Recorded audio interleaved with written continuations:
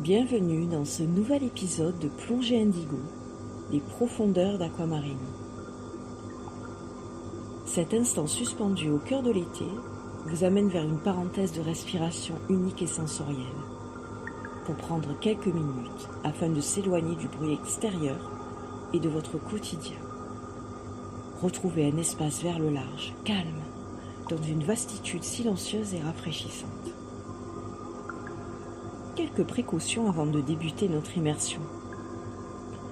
Si l'immensité de la mer, ses profondeurs ou la plongée éveillent chez vous une petite appréhension, je vous invite simplement à imaginer cette exploration comme un rêve, une observation ou un documentaire dont vous seriez le spectateur, toujours libre de garder la distance qui vous convient ou de sortir librement.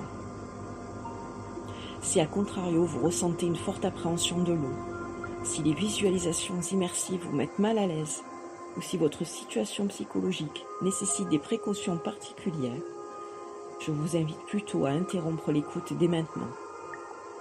Prenez toujours soin de respecter votre rythme et votre ressenti, et si besoin, si un inconfort apparaît, consultez votre médecin avant d'écouter ce podcast.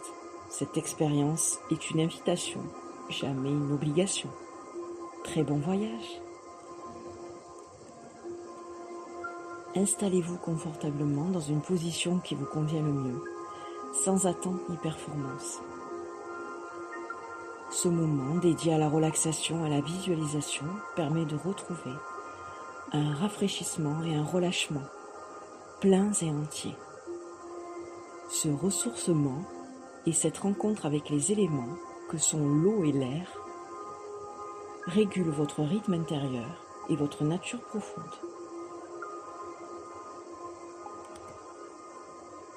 Progressivement, votre respiration prend sa place avec amplitude. Vous n'avez nullement besoin de forcer quoi que ce soit. Les rythmes respiratoires suivent un tempo, comme les vagues lèchent les bords du rivage avec régularité naturelle. À chaque inspiration, vous ressentez l'air frais rentrer plus librement par les narines et suivre son trajet jusque dans vos poumons. À chaque expiration, vous laissez partir ce qui a pu être lourd et pesant ces derniers temps et qui a encombré votre mental et votre corps.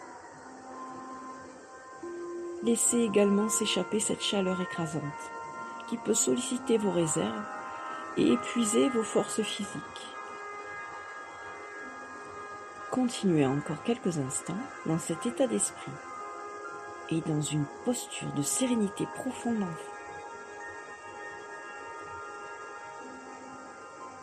À présent, devant vous s'étend désormais une mer d'une étonnante limpidité. Le soleil joue avec la surface de l'eau, où des milliers d'éclats lumineux dansent au rythme d'une brise presque imperceptible. Elle apporte avec légèreté jusqu'à vous le parfum de sel des algues et des embruns, tandis que les vagues viennent doucement effleurer le rivage dans un murmure régulier. Peu à peu, vous avancez vers cette eau transparente. Sous la surface, les premiers reliefs apparaissent déjà, comme si la mer acceptait de dévoiler une partie de ses secrets. Vous laissez alors porter votre corps tout entier avec douceur dans cette eau revigorante, découvrant un monde où les sons deviennent plus feutrés, où la lumière se transforme en longs rubans mouvants qui descendent lentement vers les profondeurs. Autour de vous, quelques poissons glissent paisiblement, indifférents à votre présence. Ces couleurs chatoyantes se multiplient à mesure que vous progressez. Des bleus profonds, des verts turquoises, des touches d'or, d'orange et de violet composent un paysage presque irréel. Devant vous apparaît l'un des écosystèmes les plus fascinants de notre planète. Un immense jardin de coraux foisonnant de vie où chaque forme, chaque couleur et chaque être vivant participent à une harmonie subtile et indispensable à la vie.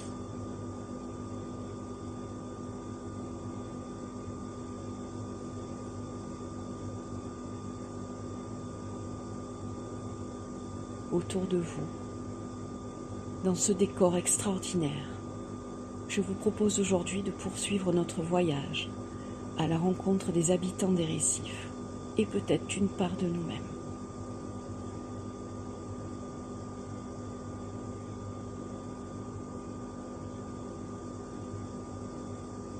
Les récifs coralliens figurent parmi les écosystèmes les plus riches de notre planète.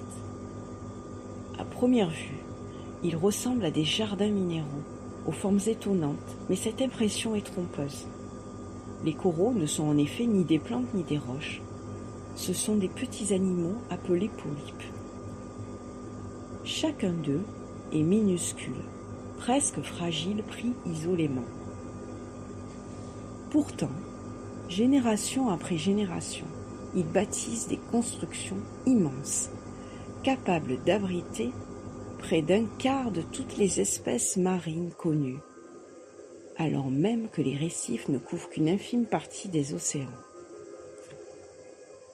Ce qui est fascinant, c'est que cette merveille n'est pas née d'un seul bâtisseur. Elle est le fruit d'une multitude de vies discrètes qui, ensemble, façonnent un équilibre extraordinaire et complexe. Chaque polype dépose donc une infime couche de calcaire, puis un autre poursuit l'œuvre, et un autre encore. Aucun ne construit le récif à lui seul, mais chaque polype y participe. Il en va souvent de même dans nos existences. Nous avons parfois l'impression que seules les grandes décisions comptent, alors que ce sont bien souvent les gestes répétés, les paroles bienveillantes, les habitudes patientes et les liens entretenus jour après jour qui bâtissent les fondations de notre vie. Une relation de confiance, une famille, une amitié, un projet ou lentement une communauté ne naissent pas en un instant. Les récifs coralliens grandissent, tout doucement, portés par une multitude de petites attentions qui, mises bout à bout, deviennent une œuvre solide et vivante. Les récifs nous rappellent également qu'aucun être ne vit complètement seul. Dans cet enchevêtrement de formes et de couleurs, chaque espèce trouve sa place et y contribue à sa manière à l'équilibre de l'ensemble. La nature semble nous murmurer que la force ne réside pas uniquement dans l'individu, mais aussi dans les liens qu'il tisse avec les autres. Avant de poursuivre notre exploration, prenons encore un instant pour contempler ce jardin sous-marin, car parmi les ramifications des coraux, une multitude de silhouettes colorées commence déjà à s'animer. Ce sont elles qui vont maintenant nous guider vers la prochaine étape de notre voyage.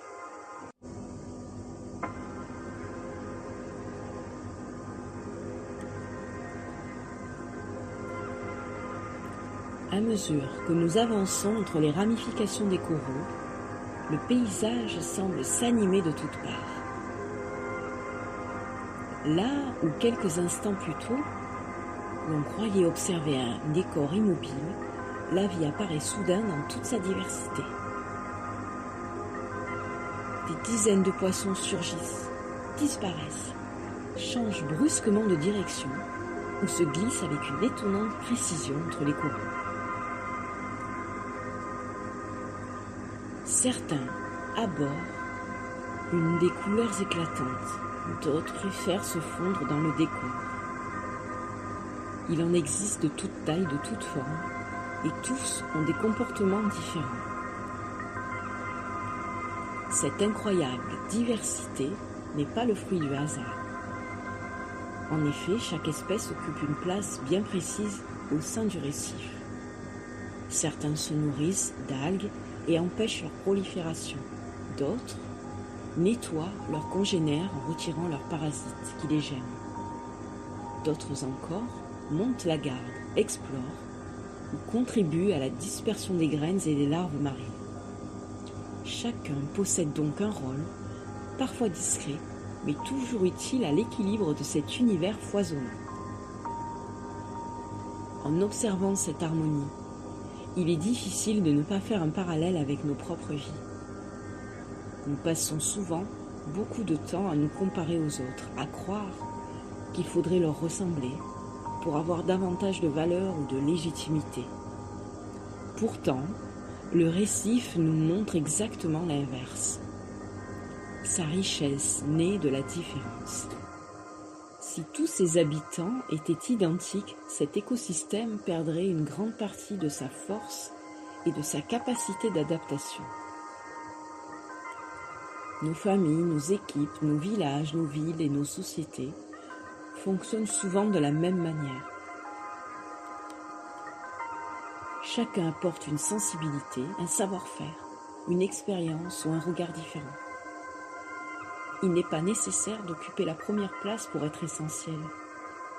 Certaines présences sont discrètes, mais soutiennent silencieusement tout un équilibre. Les poissons des récifs nous rappellent ainsi qu'il n'existe pas une seule manière d'être à sa juste place. Chacun peut contribuer au monde avec ce qu'il est profondément, sans chercher à effacer sa singularité. La diversité n'est pas une faiblesse, elle est l'une des plus grandes forces du vivant. Et tandis que nous poursuivons notre nage paisible, une silhouette plus grande se dessine au loin. Son déplacement est lent, régulier, presque majestueux.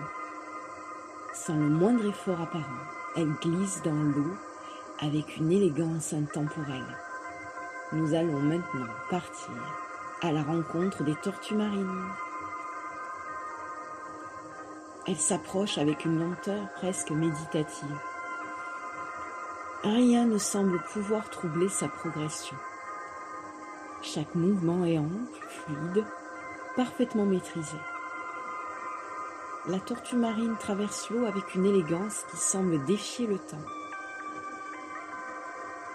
Elle parcourt parmi les plus grands voyages du règne animal. Certaines traversent des océans entiers, couvrant plusieurs milliers de kilomètres au cours de leur existence. Elles affrontent les courants, les tempêtes, les prédateurs et les immenses étendues marines avant de retrouver, parfois des décennies plus tard, la plage où elles sont nées afin d'y déposer leurs œufs. Comment retrouvent-elles ce lieu après tant d'années ? Les chercheurs pensent qu'elles utilisent plusieurs repères, notamment le champ magnétique terrestre, véritable carte invisible, qui les guide au fil de leur migration.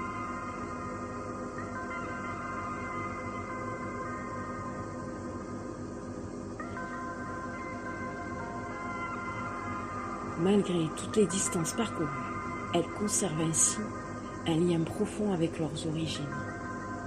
Cette fidélité à leur point de départ résonne souvent avec nos propres parcours de vie. Au fil des années, il nous arrive de quitter notre ville natale, de déménager, de voyager, de découvrir d'autres régions ou parfois d'autres pays. Nous changeons également de métier, rencontrons de nouvelles personnes, construisons une famille ou empruntons des chemins auxquels nous n'aurions jamais pensé. Quelques années auparavant, ces expériences nous transforment profondément. Pourtant, partir ne signifie pas oublier. Comme les tortues marines, nous portons souvent en nous une mémoire discrète de nos racines. Elles ne nous empêchent pas d'avancer, elles nous accompagnent. Les lieux de notre enfance, certaines personnes, les odeurs, les paysages ou certaines valeurs continuent parfois de vivre silencieusement en nous, même lorsque nous n'avons parcouru qu'un très long chemin. Les tortues rappelle ainsi qu'il est possible d'avoir des racines solides tout en développant de grandes ailes. L'enracinement n'est pas signe d'immobilité et le voyage de rupture. Nous prouvons et nous pouvons explorer le monde, évoluer, apprendre et nous transformer sans jamais perdre ce qui nous a construits. En les regardant disparaître lentement dans le bleu de l'océan, on comprend peut-être que la véritable identité n'est pas de rester toujours au même endroit, mais de continuer à avancer en demeurant fidèle, profondément relié à ce qui donne sens à notre existence. Et tandis que notre regard suit encore quelques instants leur silhouette, devenue plus lointaine, nous remarquons que l'eau elle-même semble désormais nous entraîner. Autour de nous, un mouvement plus vaste se dessine, invisible, mais bien réel. Il relie les mers, les continents et les êtres vivants. Ce sont les grands courants marins, dernier guide de notre exploration aujourd'hui.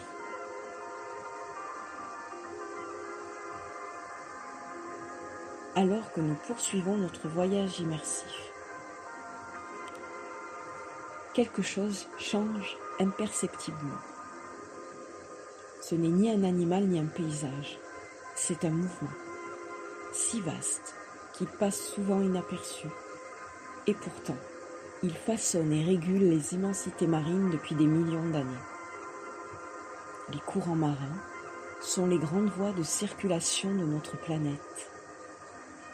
Ils transportent la chaleur des régions tropicales vers des latitudes plus froides, redistribuent les nutriments, accompagnent le plancton, les larves de nombreuses espèces et participent à l'équilibre climatique de la Terre. Sans eux, les océans et les mers ne seraient pas les mêmes, et la vie, telle que nous la connaissons, serait profondément différente.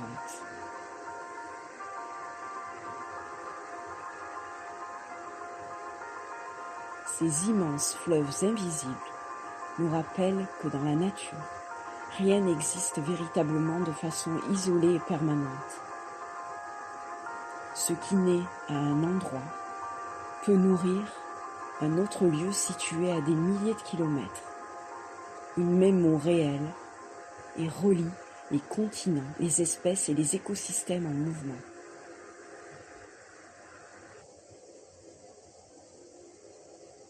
Ce mouvement continu change perpétuellement de voie et de consistance. Il en est souvent ainsi dans nos propres existences. Nous avons, parfois, le sentiment d'avancer seul et que rien ne change. Pourtant, nous sommes continuellement traversés par des influences, des rencontres, des paroles et des expériences qui modifient discrètement notre vie et la rendent si riche. Une conversation, un livre, un sourire, une épreuve ou un simple moment de beauté peut devenir ces courants invisibles qui orientent peu à peu notre chemin, sans que nous en ayons immédiatement conscience et en redessinent notre trajectoire.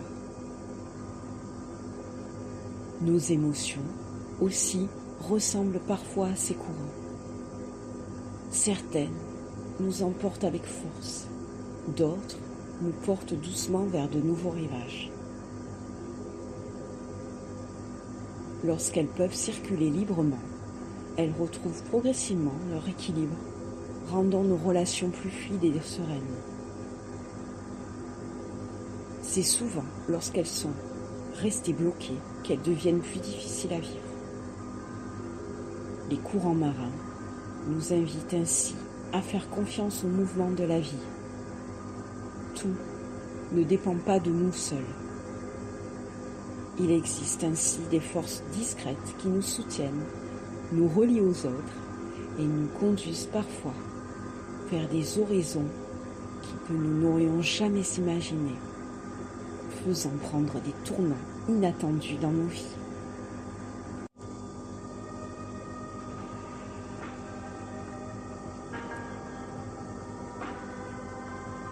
Notre plongée touche doucement à sa fin. Il est temps de quitter ce récif qui nous a offert tant de générosité, de couleurs, de rencontres et d'enseignements. Au fond de vous, vous ne quitterez pas réellement cet espace, car une partie de vous garde ces sensations présentes en vous. Avec douceur et conscience, les courants vous raccompagnent vers la surface. En remontant lentement, les rayons du soleil deviennent plus lumineux. L'eau s'éclaircit peu à peu, tandis que le bleu profond laisse place aux reflets dorés de la mer. La lumière devient progressivement plus proche, l'air retrouve sa place et le rivage apparaît à nouveau au loin.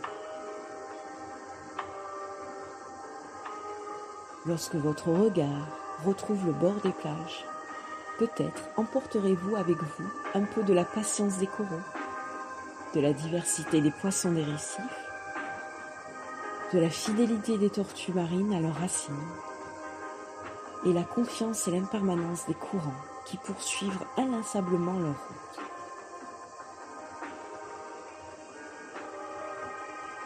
Reprenez contact avec votre environnement, les sensations qu'il procure à votre corps, le rythme de votre respiration et les sons de la nature qui traversent progressivement votre esprit. Gardez simplement cette sensation de fraîcheur intérieure, ce calme continu, ininterrompu en vous. Vous pouvez à présent regagner le bord, sortir de l'eau, fouler le sable pour vous étendre paisiblement. Ce troisième voyage dans les profondeurs est maintenant terminé.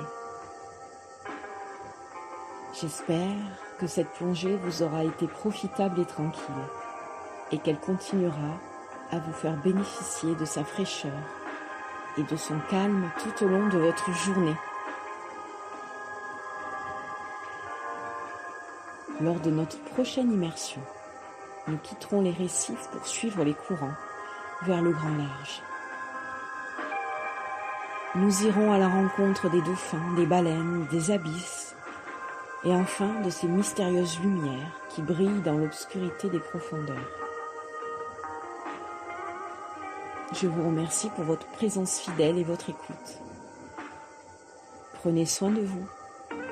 Profitez pleinement de cette période estivale et je vous retrouve très bientôt, jeudi prochain, pour la dernière plongée indigo au cœur des profondeurs d'Aquamarine. D'ici là, continuez à vous émerveiller de la nature et de ce qu'elle a à nous offrir.